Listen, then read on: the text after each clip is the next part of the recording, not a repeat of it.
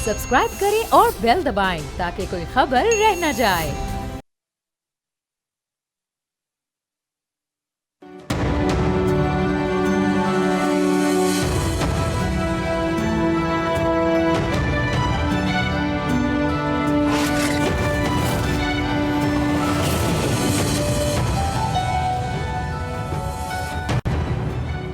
IMF से staff level agreement हो गया है, जिसके बाद 1.3 अरब डॉलर की अगली किस्त के लिए रास्ता साफ हो गया है।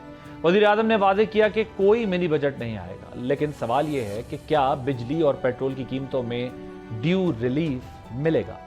फिलहाल ऐसा होता दिखाई नहीं देता।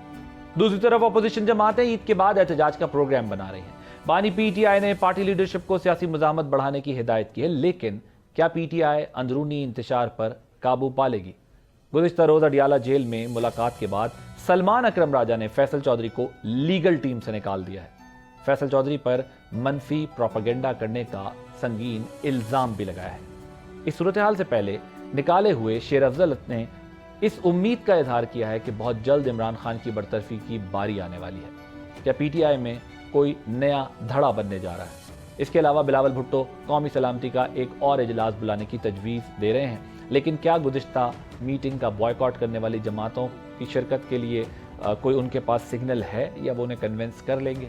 आज के प्रोग्राम में इन तमाम इशूज़ पर बात होगी। आप देख रहे हैं बोल आदिल अब्बासी के साथ। इस इशू पर बात करने के लिए हमारे साथ मौजूद है नईम पंचौदा साहब, पाकिस्तान तहरीक इंसाफ के रहनुमा हैं, वकील रहनुमा हैं, और कादर मंदोखेल साहब भी वकील हैं, पाकिस्तान पीपल्स पार्टी के सीनियर रहनुमा हैं। आप दोनों का बहुत शुक्रिया। ज़रा पंचौदा साहब आपसे, ये फैसल चौधरी साहब को क्यों निकाला? बहुत शुक्रिया आदिल भाई, आपने मौका दिया। देखिए जी, खान साहब का फैसला जो है वो डेफिनेटली उनका अपना फैसला होता है। किसी को पार्टी के अंदर रखें, किसी को लीगल मामला के अंदर एंगेज रखें, या कोई रखें या नई कमेटी बनाएं, तो ये उनका सवाब है, तो उसमें तो कोई दो राय नहीं। बट मनफी प्रोपेगेंडा क्या किया है उन्होंने बाहर आकर? क्या बातें ऐसी की हैं जो वजह बनी है? देखिए, जहां तक मैंने ऑब्जर्व किया है, मैंने यही देखा है कि उन्हें ग्रुप से भी निकाला है और लीगल कमेटी यानी लीगल जो कमेटी है उससे पैसे भी उन्हें कहा गया कि आप इसका हिस्सा नहीं है। तो बाकी जो उनकी बात है, मौकफ है मीडिया के ऊपर, वो उनका अपना मौकफ है। डेफिनेटली तमाम तर चीजें खान साहब तक खुद भी पहुंच जाती हैं और यकीनन उनसे मुलाकात करने वाले के जरिए भी उन तक मामला पहुंच जाते हैं। तो तमाम मामलात को खान साहब बखूबी वाकिफ होते हैं, तो ये फैसला उनका अपना होता है जी। कोई अदालत में उन्होंने अपनी तरफ से अंडरटेकिंग दी है, ऐसा कुछ किया है फैसल चौधरी साहब ने? देखिए, इस्लामाबाद हाई कोर्ट में एक जो है वो ऑर्डर हमने देखा जिस पर डिस्कशन मुख्तलिफ रा के अंदर, जिसमें कुछ स्टेटमेंट थी कि फैसिलिटीज जो हैं वो उन तक जो है वो मुकम्मल हो चुकी हैं। अच्छा, ये इस सिनेरियो के अंदर मुझे याद है कि इस्लामाबाद हाई कोर्ट में उस वक्त जो है जेल हकाम पेश हुए थे। उन्होंने कहा बच्चों से फोन पर बात करवा दी गई है, जो है डॉक्टर की टेस्ट हो गई है, मतलब जो उनके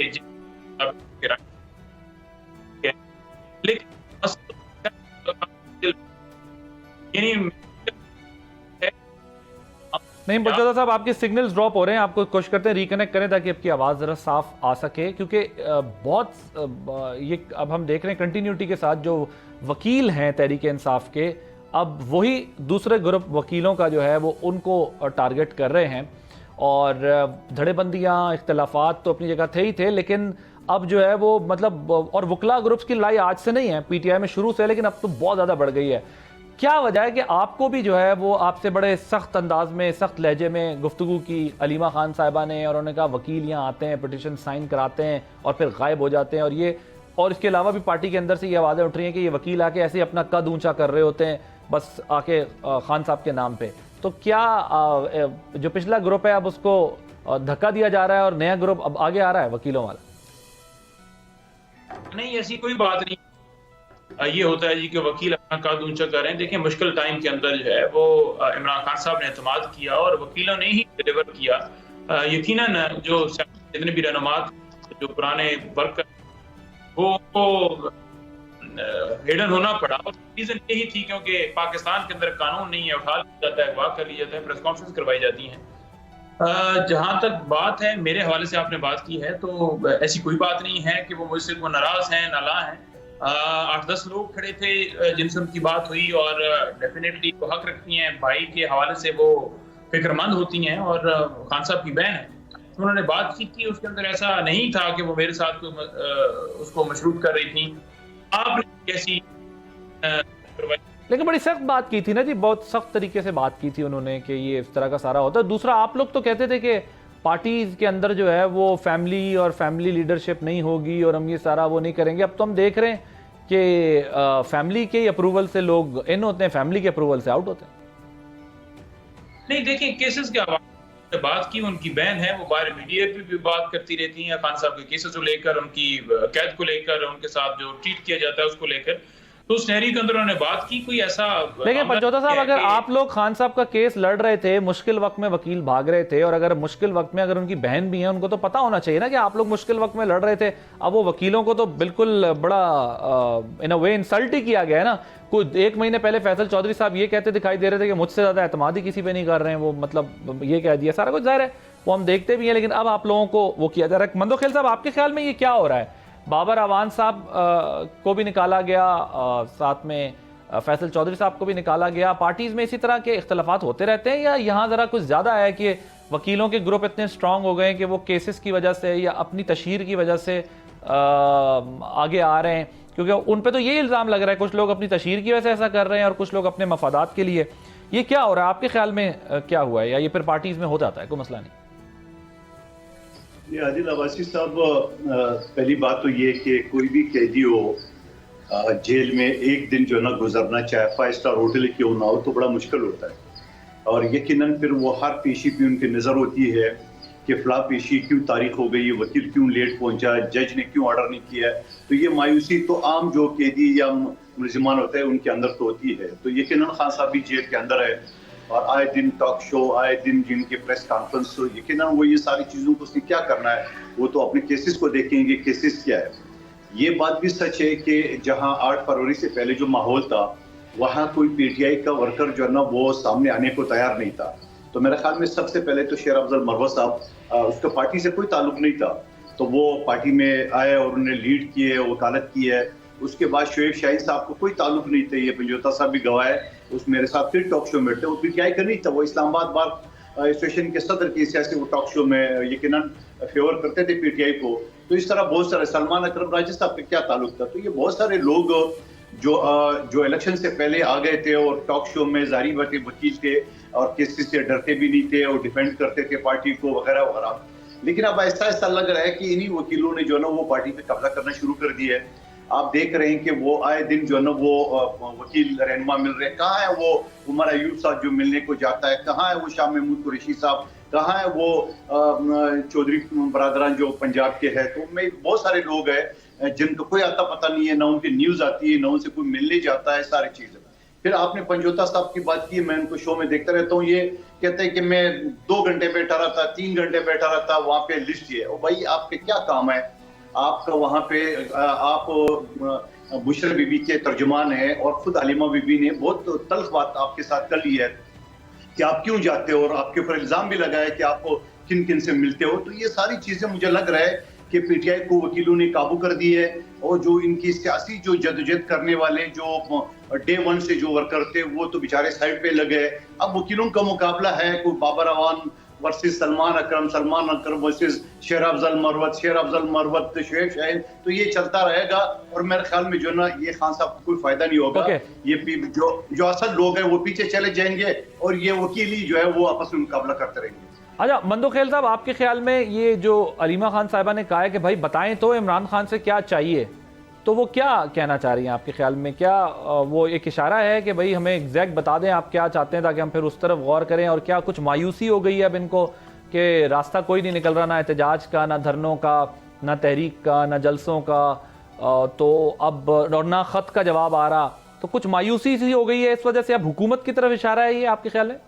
और आप लोग क्या कर सकते हैं, हुकूमत क्या कर सकती है? बहुत कुछ मायूसी है। देखिए मैं आपको हवाला देता हूँ, माजी में 2-3 साल पहले 2022 गालबन में अल्ताफ हुसैन साहब ने एक तकरीर की थी उस तकरीर की वजह से उनको अपनी पार्टी ने जो है डिसोन कर दिया है। 2015 आज तक जो है ना वो गुमनाम की जिंदगी गुजारा है। सोशल मीडिया पे तो जरूर आपको नजर आएगा, लेकिन वो जो मुस्तफा कमाल ये दूसरे टाइप के लोग आ गए, उन्होंने पार्टी को हाईजैक कर लिया और जाके सफ़े अव्वल में वो खड़े हो गए। तो इसी तरह जो खान साहब की जो फौज के अंदर जो बगावत की जनरल फैज अहमद के साथ मिलकर जो उन्होंने एक साजिश तैयार की थी, या उन्होंने अदालतों के ऊपर जो बेइज्जती और जो तोकेरी करते रहे वो सोशल मीडिया के जरिए, और आज भी कर रहा है। और फिर पाकिस्तानी की सियासतदानों को तो मसला ही नहीं है, वो तो ऐसा लग रहा है कि सियासतदानों को कोई इज्जत उछालना कोई आम सी बात हो गई है जो ये करते। तो मैं ये समझ रहा हूँ कि इन सारी चीजों को मद्देनजर रखते हुए आहिस्ता आहिस्ता खान साहब जो पहले एम्पायर की उंगली का, फिर आर्मी चीफ से फोकल पर्सन का, और मुख्तलिफ चीजों के हवाले से, और आज देख रहे सूरत ये है, पंजोता सा वकील है, ये मुझे बताए कौन सा कानून, कौन सा आइन इस बात की इजाजत देते हैं कि आप खान साहब को पैरोल पे रिहा कर दो और फिर जाके वो असेंबली में तकरीर करे, फिर जाके वो सलामती कमेटी में बैठे, फिर जाके वो आर्मी चीफ या सियासी पार्टियों से मुज़ाकरात करिए। तो किसी कानून में लिखा है। पैरोल का कानून तो ये है, वो भी किसी वीआईपी का कोई माँ बाप का इंतकाल हो जाता है तो उसका जनाजा या शक्ल देखने के लिए, चेहरा देखने के लिए उनको 2-4 घंटे के लिए छोड़ते हैं, और वो भी पुलिस वाले साथ होते हैं। तो ये एक अनोखा पैरोल है।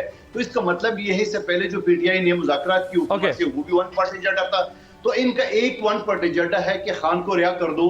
मेरे ख्याल में खान की रिहाई जो है ना वो एक चीज पे मुमकिन हो सकती है कि वो शोहदा से माफी मांगे, जो शोहदा के लवाकिन है उनके लवाकिन से माफी मांगे, जो उनकी बेरुमती की है, उनकी जो मुजस्मे थे या जो थे उनके ऊपर, उसके अलावा कोई चीज नहीं है मेरा ख्याल। पंचोता साहब, आपके लिए कि आपकी पार्टी में आप लोगों ने तो बड़ी कोशिशें की, बड़ा एक मुश्किल वक्त में साथ दिया, लेकिन एकदम जब डिसोन कर दिया जाता है तो कैसा फील होता है कि इल्ज़ाम लग जाते हैं, और फिर शेर अफजल मरवत साहब कह रहे हैं कि वो वक्त आने वाला है कि जब खान साहब को जो है वो बरतरफ कर दिया जाएगा, और ऐसा माजी में पार्टीज की मिसालों में हमें मिलता भी रहा है।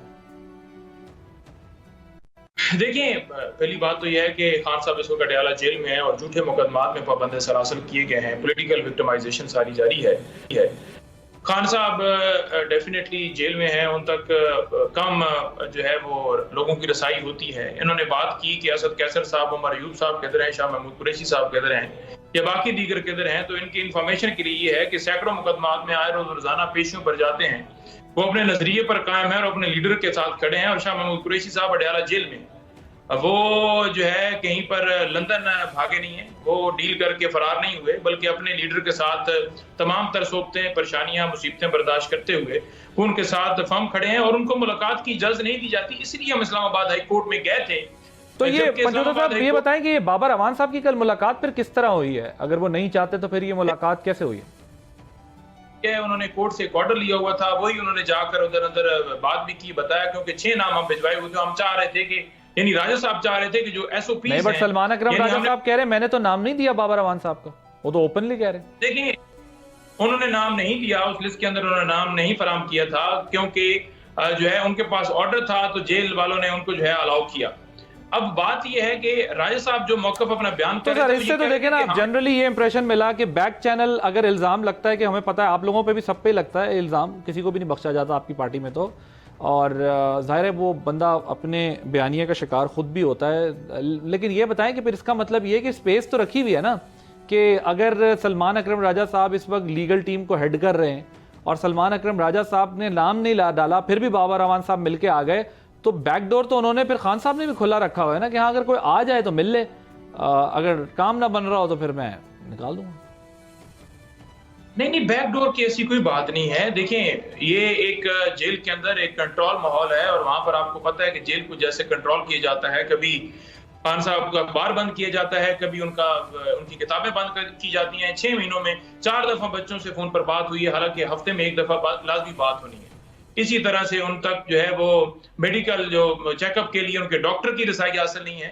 तो हम ऐसे माहौल के अंदर जी रहे हैं जिसमें 26वीं तरमीम हो चुकी है और तमाम सिस्टम जो है कंप्रोमाइज कर लिया गया है।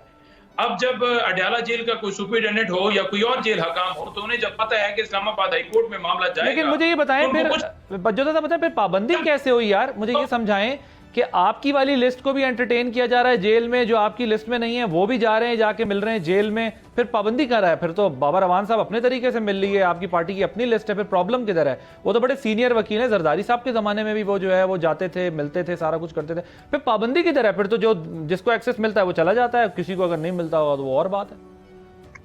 नहीं देखें, जेल हकाम ने खुद ये कहा था कि जो लिस्ट ये फराम करेंगे, कोऑर्डिनेटर्स हैं खान साहब के, उनको हम मिलवाएंगे। लेकिन कल भी आप देख लें कि 6 लोग मिल सकते थे। अगर 5वें वकील के तौर पर बाबर अवान साहब जो सीनियर रहनुमा है तहरीक इंसाफ के और वकील भी हैं, बड़ी उनकी एफर्ट है तहरीक इंसाफ के लिए, हमारे सीनियर है, अगर 5वें नंबर पर उनको डाला गया तो 6ठा नंबर फिर क्यों खाली छोड़ा गया? और ये प्रोपेगेंडा किया जाता है कि देखें जी सारे लोग जाकर मिल लेते हैं, कोई सारे लोग जाकर नहीं मिलते, सिर्फ वकला को उस दिन के ऊपर मुलाकात होती है। तो बाबर साहब कैसे मिले? ये इमरान खान की तकरीर से डरते हैं, उसके खौफ से डरते हैं, इसी वजह से आए रोज ये करते हैं। और आपने देखा कादिर मंदोखेल साहब आप भी वकील हैं, पंचोता साहब भी वकील हैं और बाबर अवान साहब एक सीनियर वकील हैं, पार्टी उनको नहीं मिलने दे रही, नहीं इजाजत दे रही, फिर भी वो जाके मिल लेते हैं, आपने इससे क्या नतीजा किया? ऐसी बात नहीं है बासी साहब, जज का मामला नहीं था कि जज नहीं दे रही। हमने खुद जो है वो जब बात की इस्लामाबाद हाई कोर्ट में और कहा गया कि आप जो नाम देंगे वो हम भिजवाएंगे, तो हम खुद अपने रूल को कैसे तोड़ सकते थे? फिर ये मौका आपने देखिए, मसला पता है क्या है, मैं तो आप वैसे अच्छे आदमी हैं, लेकिन मसला ये है कि मुझे ये बताएं कि आपकी पार्टी, मतलब मुझे नहीं समझ आ रहा किसके पास है, इतने सारे ग्रुप्स हो गए पार्टीज में, 2 ग्रुप तो हमने सुना है, 2 ग्रुप होते हैं, एक इधर होता है एक उधर होता है, इतने ग्रुप तो किसी पार्टी में मैंने कभी नहीं देखा कि इतने ग्रुप हो। एनीवेज, मुझे अब ये बता, मैं आपसे सिर्फ सवाल ही पूछा कि Salman Akram Raja sahab was not convinced, did not allow Babar Awan sahab या उनका नाम, he did not put his name in that list, but even then he met him। और मैं ये कह रहा हूं कि वो ओपनली कह रहे हैं मैंने तो डाला ही नहीं था, ये कैसे मिलके आ गए? अब आप कह रहे हैं कि वो एक और बात है। मंदोखेल साहब की तरफ जरा मुझे जान दें। मंदोखेल साहब, आपका तजुर्बा क्या कहता है बतौर वकील, बतौर पार्टी के सीनियर लीडर और कारकुन के, क्योंकि वो तो बाबर साहब का तो बड़ा तजुर्बा है, वो तो जरदारी साहब के ज़माने में भी बहुत चले जाते थे, कर लेते थे, अपने केस भी लड़ते थे और बड़ी कंटेस्ट करते थे, और बड़ा सुप्रीम कोर्ट के जजेस के आगे खड़े होकर बात करना और बड़े एतमाद के साथ। तो आपके ख्याल में ये क्या हुआ है? इनकी पार्टी कुछ लिस्ट दे रही है, फिर भी बाबर साहब मिलकर आ गए हैं, तो ये क्या माजरा लगता है आपको? जी आदिल अब्बासी साहब, आपने तकल्लुफ से काम लिया है। आपने सिर्फ ये बताया कि बाबर अवान साहब का लिस्ट में नाम नहीं था, आपने ये नहीं बताया सलमान अकरम राजा साहब ने कहा कि अगर इनको मुलाकात करनी दी है तो मैं सख्त एहतजाज करूंगा। ये तो सारे मीडिया में बात आ गई है, आपकी चैनल ने भी छापा, सबने दिखाया पूरा। तो सवाल ये है कि इससे तो फिर वो मिल भी गए और मिलने के बाद वो खान साहब को शिकायत भी की है, बाहर आके मीडिया के सामने चुप भी रहा है, तो ये तो इख्तलाफ तो है सामने। दूसरी बात मैं ये कह रहा हूँ कि ये रोज वकील क्यों मिलते हैं? अगर मिसाल के तौर पे पेशी 1 महीने के बाद है तो हर हफ्ते हर दूसरे दिन क्या तुक बनता है वकीलों को मिलने का? और फिर कहते हैं हमारे खान साहब की बच्चों को, खान साहब बच्चे अगर वाकई उनके वारिस है या उनसे मोहब्बत करते हैं तो वो जाके दुबई तो क्रिकेट मैच देखने तो आ जाता है, पाकिस्तान अपने बाप से मिलने नहीं आता है। और फिर मुझे बता दो जेल मैनुअल के कौन से शिक में लिखा हुआ है कि पाकिस्तान से बाहर भी कोई वो हो तो वो सजा याफ्ता कैदी से वो टेलीफोन पे या व्हाट्सएप पे बात की जा सकता है? कोई कानून? बिल्कुल कानून नहीं है। हाई कोर्ट ने ऑर्डर कर दिया है, जो कि गलत ऑर्डर की है। जेल मैनुअल या जेल सुप्रिटेंडेंट उसकी मुखालफत की, क्योंकि ये प्रेशराइज करता है, ब्लैकमेल करता है, मीडिया में वो करते हैं, क्योंकि कानून किसी को नहीं पता। कोई कानून नहीं है कि सजा याफ्ता कैदी से जो है ना इवन के हाई कोर्ट के डायरेक्शन पे करे, वो सुप्रिटेंडेंट जेल के पेरोल पे उठते हैं। और पाकिस्तान से बाहर तो किसी से बात करने का कानून ही नहीं है। वरना ये तो बड़ा आसान सी बात है, कोई भी बंदा बाहर चले जाए और फिर अपने लोग हैं उनके साथ टेलीफोन पे या व्हाट्सएप पे या वीडियो कॉल पे बात करे। सवाल ये बात मानने को क्यों तैयार नहीं है? नहीं तैयार, कोई मतलब नहीं है। ये जो सारी बातें आ रही है ये एक एक करके जो निकाला जा रहा है, चाहे फैसल चौधरी साहब, देखिए फैसल चौधरी साहब का गुनाह ये है कि वो फवाद चौधरी साहब का भाई है, ठीक है। अब फवाद चौधरी साहब भी अभी तक भुगत रहे मुकदमा। फैसल चौधरी साहब हर केसेस में उसको डिफेंड कर रहे हैं, लेकिन क्या बजाय तो ऐसा लग रहा है कि थोड़े थोड़े अरसे के लिए कुछ लोगों को करीब लाया जाता है, मतलूबा नताइज हासिल नहीं होते तो फिर उन्हें डिसऑन कर दिया जाता है, डिसरिस्पेक्ट किया जाता है, ह्यूमिलिएट भी करवा दिया जाता है थ्रू सोशल मीडिया। अपेरेंटली तो यही लग रहा है क्योंकि फैसल चौधरी साहब बड़ी भाग दौड़ कर रहे थे इस केस के लिए, जब देखा होगा शायद मतलूबा।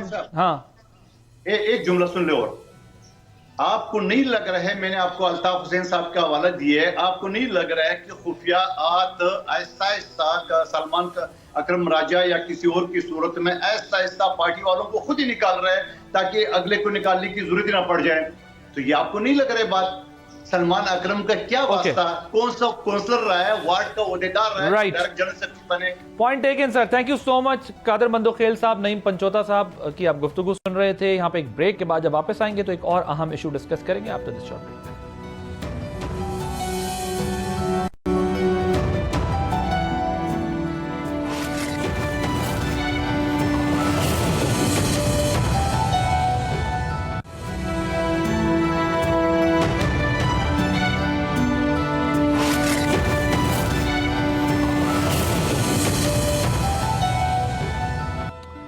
Welcome back. रियासत ने फैसला कर लिया है कि दहशतगर्दों को उनकी पनाहगाहों में नहीं छोड़ा जाएगा। दहशतगर्दी चाहे मजहब की गलत तशरीह की बुनियाद पर हो या किसी फॉल्स एथनिक ग्राउंड पर, हर हाल में जड़ से उखाड़ना है।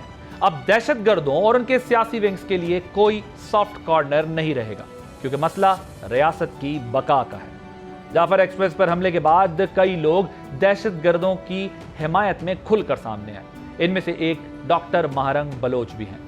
डॉक्टर महारंग बलोच यकजहती कमेटी ने दहशतगर्दों को ओनरशिप देते हुए इस वाक़े को भी रियासत के खिलाफ इस्तेमाल करने की कोशिश की है। बजाय इसके कि खुलकर दहशतगर्दी की मजम्मत की जाती, वो शनाख्ती अमल मुकम्मल होने से पहले ही दहशतगर्दों की लाशें जबरदस्ती उठाकर ले गए। डर था कि अगर शनाख्त मुकम्मल हो जाती तो मिसिंग पर्सन्स का बयानिया झूठा साबित होता, क्योंकि उनका वतीरा रहा है कि रियासत के खिलाफ हथियार उठाने वालों को मिसिंग पर्सन्स लिस्ट में डाल देते हैं, और जब किसी कार्रवाई में कोई मारा जाए तो इंसानी हुकूक के नाम पर प्रोपेगेंडा करते हैं। इस झूठे बयानिए की तरह उनकी लीडरशिप की बुनियाद भी झूठ पर खड़ी है, जिसकी बड़ी मिसाल खुद डॉक्टर महारंग है। डॉक्टर महारंग का वालिद गफ्फार लांगो बीएलए का कारकुन था और बीएलए की इंटरनल फाइटिंग में मारा गया, जिसका एतराफ मामा कदीर खुद कर चुके हैं। लेकिन डॉक्टर महारंग ने इसकी जिम्मेदारी भी रियासत पर डालकर दहशतगर्द ग्रुपों की सियासी लीडरशिप हासिल की। हालांकि गफ्फार लांगो की हलाकत के बाद रियासत ने डॉक्टर महारंग के जख्मों पर मरहम रखा था।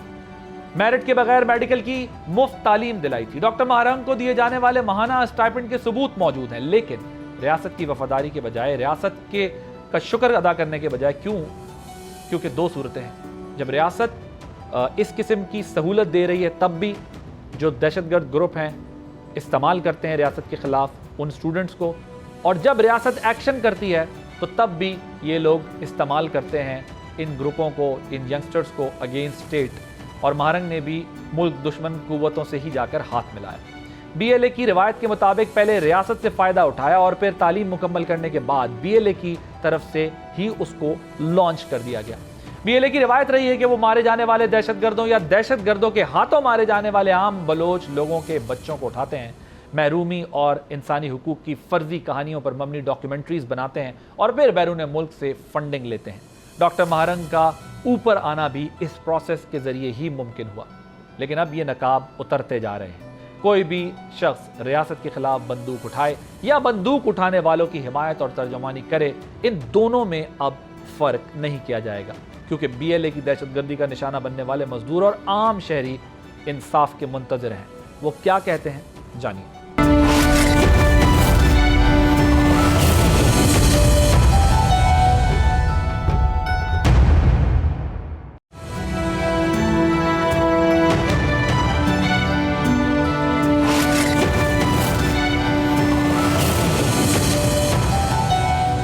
Welcome back.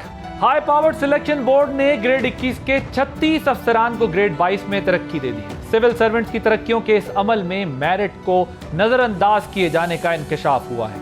High powered selection board के इजलास की सदारत खिलाफ ज़ाब्ता वज़ीर आज़म शहबाज शरीफ के बजाय नायब वज़ीर आज़म इसहाक डार ने की। इजलास में बिलावल भुट्टो जरदारी, ख्वाजा आसिफ और आहद चीमा समेत वफाकी वज़रा की शिरकत से 2010 के रूल्स की भी खिलाफ वर्जी हुई। तरक्की से महरूम रह जाने वाले अफसरान अपना केस लेकर अब अदालतों में पहुंच गए हैं और इल्ज़ाम आयद किया है कि तरक्कियां सियासी बुनियाद पर की गई हैं। हम ये नहीं कहते कि तमाम अफसरान जो प्रमोट हुए हैं वो उनका मेरिट नहीं था। यकीनन उनमें कुछ लोग ऐसे हैं कि जिनका मेरिट बनता था, लेकिन कुछ लोगों पर एतराज़ भी उठ रहा है। अब अफसरान की तरक्की के लिए मेरिट क्या है? मेरिट नंबर 1 ये है कि मुतल्लिका अफसर कम अज़ कम सन 2021 में खिदमात अंजाम दे चुका हो। मेरिट नंबर 2 ये है कि अफसर की एनुअल कॉन्फिडेंशियल रिपोर्ट लगातार 3 साल तक वेरी गुड हो। मेरिट नंबर 3 ये है कि अफसर के खिलाफ कोई इंक्वायरी या ऑडिट का एतराज़ ना हो। और मेरिट नंबर 4 ये है कि मुतल्लिका अफसर ने किसी भी शोबे या महकमे की सरबराही की हो। मुतासरा अफसरान का ये कहना है कि तरक्की देने में इसी मेरिट को नज़रअंदाज किया गया। अब ये ज़ाहिर है उनका क्लेम है, वो इसे कंटेस्ट करेंगे कोर्ट में।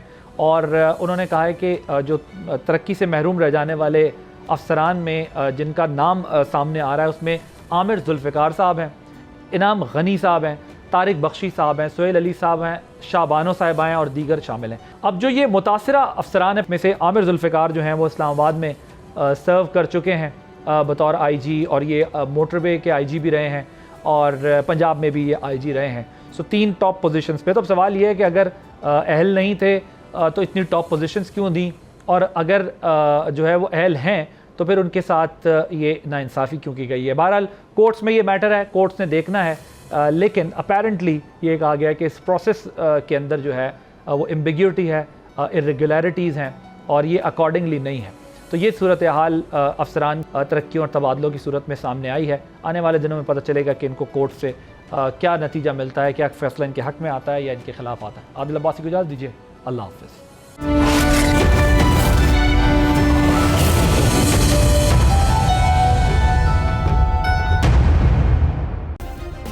सब्सक्राइब करें और बेल दबाएं ताकि कोई खबर रह न जाए।